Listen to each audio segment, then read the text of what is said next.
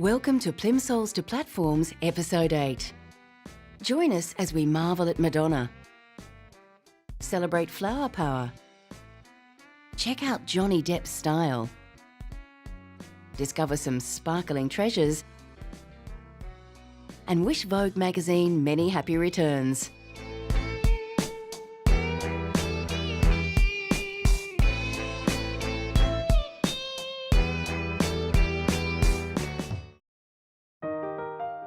Once suppliers of surgical instruments and swords, today Tiffany & Co. is renowned for more glamorous products. Its flagship store in New York is best known at the place where Audrey Hepburn swooned over the diamonds sparkling in its show windows in the classic film Breakfast at Tiffany's. Charles Tiffany founded the store in 1837 using a $1,000 advance from his father, and it soon became an American icon. Well, the first impact, I think, is I hope the flag brooch, this wonderful rippling flag in rubies, sapphires and diamonds, with 13 stars and stripes, the original Union flag, really celebrating the patriotism and the fact that this is a very American story. Charles Tiffany was a great patriot. We can see here his involvement. Here we have one of the presentation swords at the end of the Civil War, made by Tiffany's workshops. During the Civil War, the Union side had been supplied by Tiffany with military equipment from Tiffany's great network of contacts in Europe. And here, really summing up the essence of Charles Tiffany and his entrepreneurial spirit. Here, his cameo on a brooch of the late 19th century. And beneath that, the first mail-order catalogue in the world. In 1845, Tiffany produced this wonderful catalogue where if you were living out in the back of beyond, you could order luxuries and fancy goods from Tiffany & Co. Because, of course, they started not as jewellers, but selling fancy goods and jewellery. But it's the jewellery that has been the most enduring. Tiffany's designs celebrated American ingenuity and were inspired by the natural world. They became highly sought after in wealthy circles, precious heirlooms that now rightly belong in a museum.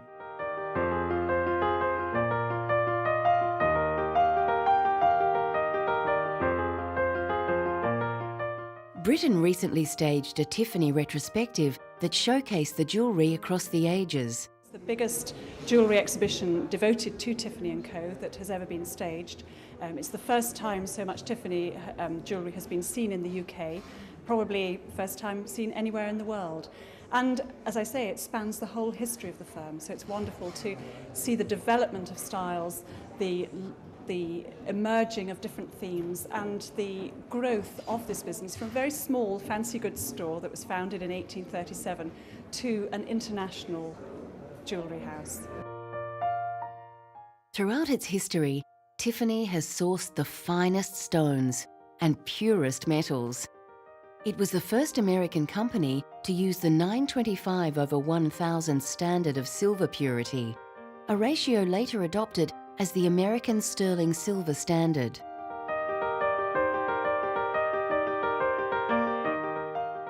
Its craftsmen were noted for their workmanship and eye for perfection.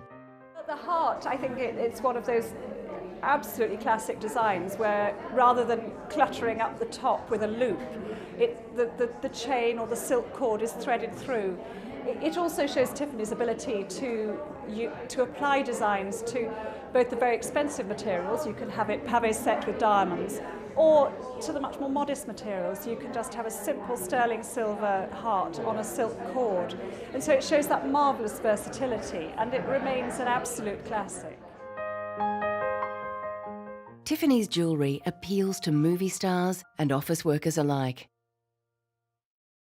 Women all over the world respond to the classic blue Tiffany box and the wonders it inevitably contains. They're superbly chic and elegant and wearable, but they're eminently understandable to everyone, whether you're an American movie star or you're a simple teenager in Tokyo. You understand at once what that piece of jewelry is, and because they're very flattering. Whether he's playing a scruffy pirate with a sly wit or a foppish hatter with a heart of gold, Johnny Depp retains his inimitable brand of individuality and quirkiness. When he hit stardom during his days as a heartthrob detective on TV's 21 Jump Street, the nonconformist actor found fame hard going. He said he felt forced into the role of product and that it was a very uncomfortable situation and I didn't get a handle on it and it wasn't on my terms at all. Fortunately, he found better terms with director Tim Burton, who cast him as the lead in the charming fairy tale Edward Scissorhands. Depp happily threw off the teen idol mantle and settled into roles that required serious acting chops, like What's Eating Gilbert Grape and Fear and Loathing in Las Vegas, where he played the equally unconventional Hunter S. Thompson, someone Depp personally admired.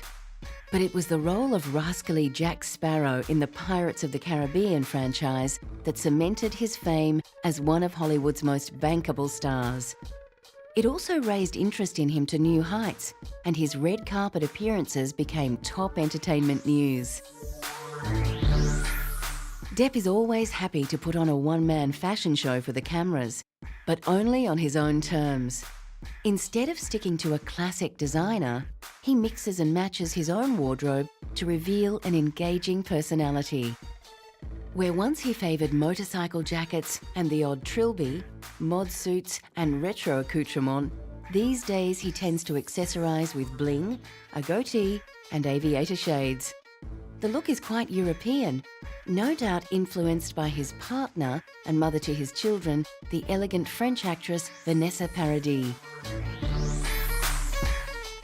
The family flits between houses in Paris, Los Angeles, the Bahamas and Saint-Tropez, a jet-setting lifestyle that enhances Depp's bohemian credentials. He's a man at home in many settings, with clothes to suit each one.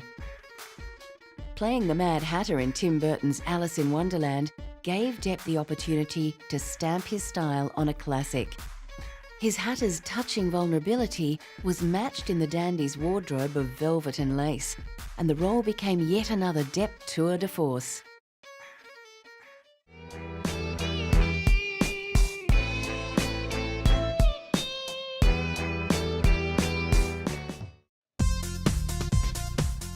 With a nickname like the Material Girl, it's no wonder singer and actress Madonna has a foot firmly in the world of fashion.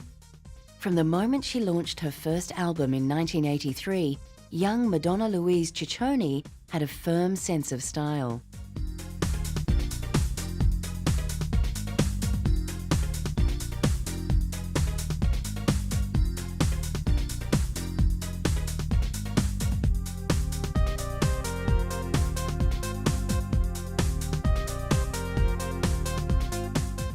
With the help of a stylist friend, she put together a look involving fishnet stockings, lacy tops, skirts over capri pants, crucifix and bleached hair.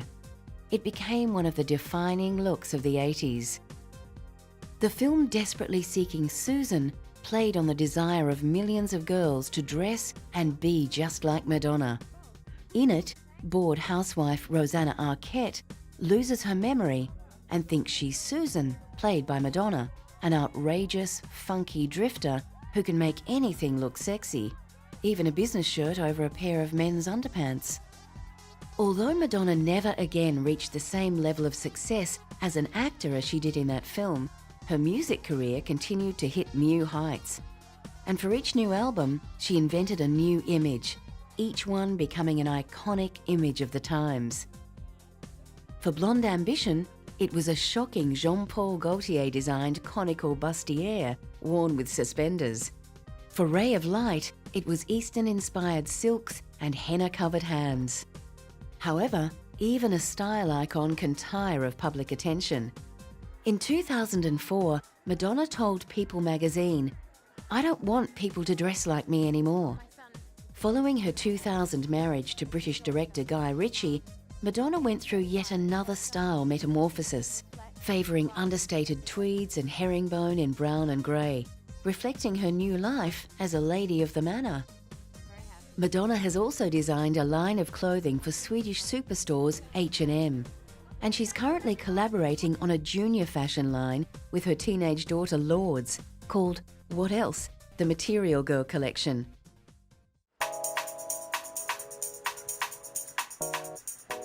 With British Vogue's reputation for being well ahead of the trend, it's hard to believe the magazine could be celebrating 90 years in the business. A spin-off from the American fashion Bible, it quickly found its niche in early 20th century Europe and became essential reading for stylish young ladies. Well, we're very excited to be 90 years old. It's pretty phenomenal for a fashion magazine because everyone thinks fashion's like young, and so to make it to 90 years is something of a testament to the power of Vogue, I think. So we're really trying to celebrate. We're having a big party at the Serpentine Gallery in Hyde Park, and we've got all shop windows in London. Lots and lots of the big designer stores and the department stores are doing special windows for us. We've even got a cocktail at Claridge's, a Vogue cocktail being named. So we're definitely trying to make sure that everybody knows it's Vogue's birthday. Today, Vogue is probably most famous for its British-born editor-in-chief, Anna Wintour. Wintour started as a fashion journalist aged 16 and has never looked back. She's known for her forceful personality and demanding ways, and wields huge influence in the fashion industry. Always immaculately dressed, Wintour can single-handedly launch a designer's career.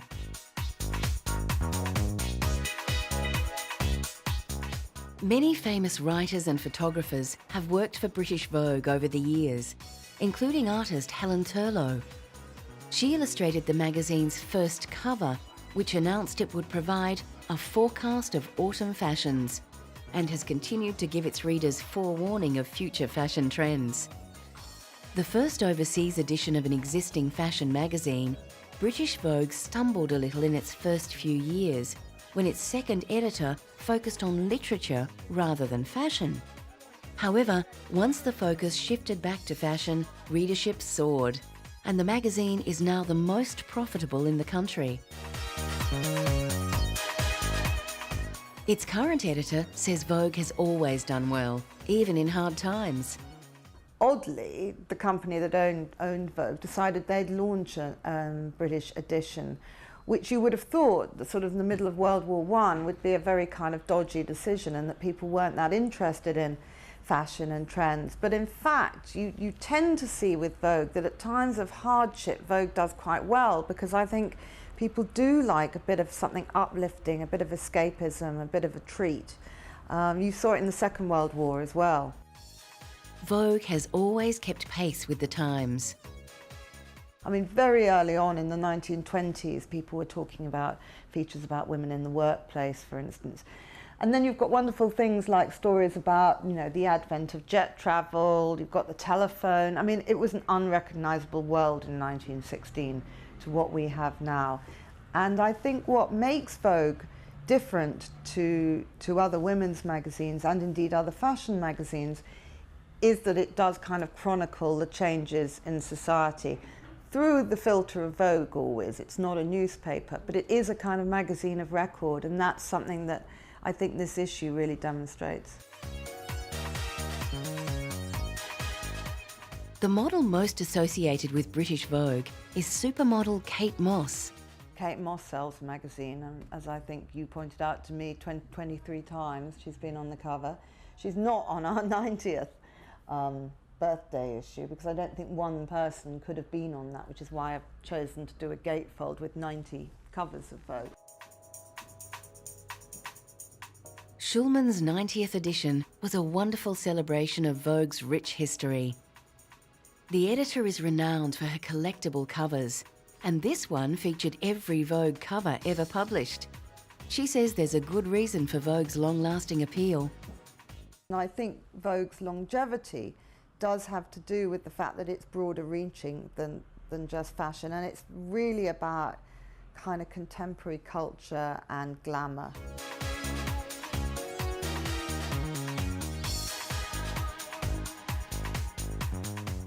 With the fashion industry gaining an even broader appeal in modern times, it looks like Vogue will easily last another 90 years. Like any well-groomed lady, she certainly doesn't look her age.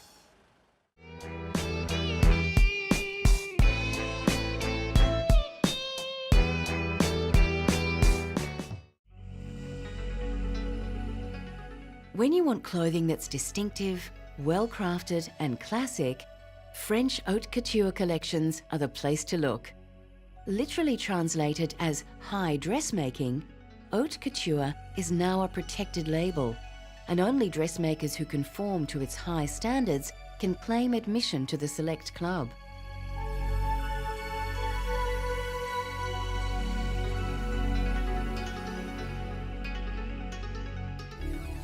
The first couture designer was society dressmaker Charles Frederick Worth, who custom designed the wardrobes of British and French noblewomen at his Paris salon in the mid-1800s. From riding habits to ball gowns, Worth dresses could be instantly identified by their perfect cut and exquisite tailoring.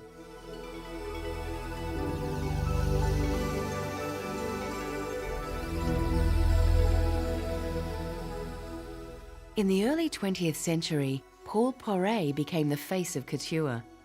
The Frenchman's exotic Orientalist fantasies and shocking styles such as harem pants and pantaloons beguiled women who wanted to wear their modernity on their sleeve or their trousers.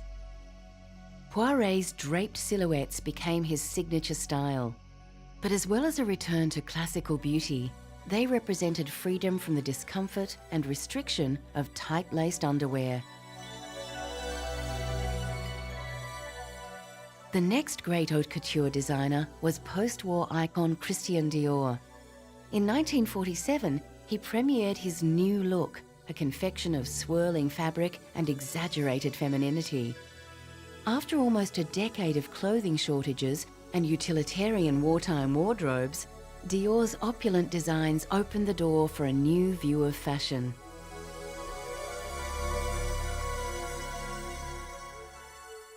In the first few years of the new look, women on the social scene needed a huge number of dresses. In a typical day, they might change from a day dress to a formal afternoon dress, a cocktail dress to a semi-evening dress, before finally progressing to a short evening dress. And of course, a long evening dress for very formal occasions.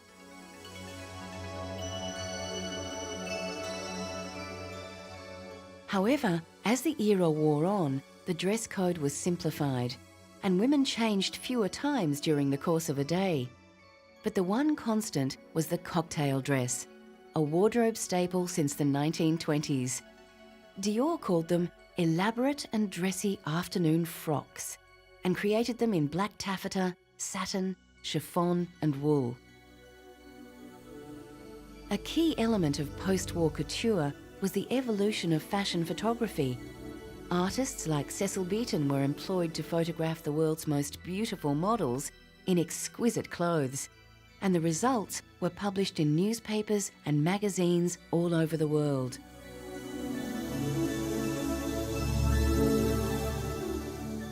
Ordering a couture frock or suit was a very personal task, and the customer's wishes and preferences were always taken into account. According to couturier Hardy Amies, the whole process should be a harmonious cooperation between designer, tailor and customer, with the saleswoman as a sort of referee. The golden age of couture died with Dior in 1957. However, his design house is still in operation, under the artistic direction of the talented John Galliano. Many of today's household names, such as Yves Saint Laurent, Pierre Cardin, and Emmanuel Ungaro, trained under the greats like Dior and Balenciaga. They've updated the style, but maintained the quality. Although economic realities have forced couture designers to expand into ready-to-wear, like their forefathers, they still provide a bespoke service.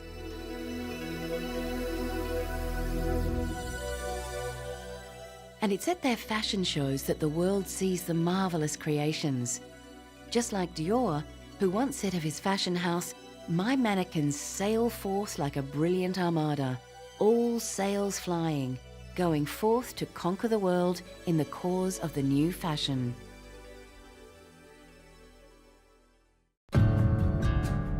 In the 1960s, a counterculture sprang up that rocked Western establishment to its core. a generation emerged that rejected the symbols of prosperity valued by its parents and embraced radical new philosophies and ideals. Known as hippies, short for hipster, these unconventional thinkers scorned fashion as a device for conformity and favoured eclectic, individual styles. Entranced by the openness of Eastern mysticism, hippies absorbed Eastern patterns and fabric, weaving them into a wardrobe that ranged from bell-bottoms to fringed jackets to paisley peasant dresses. The crafts of macrame and beading became popular with young people who wanted to express their own totally unique style. Flower children, of the male and female variety, grew their hair long. It was a highly accessible fashion movement, as all you needed were old jeans held together by some patchwork, tribal beads, and an old bandana. Army surplus stores were a good source of clothes, and an ironic statement to a government who wanted to put many men of the hippie generation into uniform for real in Vietnam. Hippies also loved their flowers. Real or fake, they symbolised peace in a time of constant war and love in the face of opposition from authority. The hippie era was a pivotal time for women, and their struggle for equality was reflected in their clothes. Designer Mary Quant's mini dress designs scandalised some, but they had such an impact that shorter skirts and dresses soon became mainstream.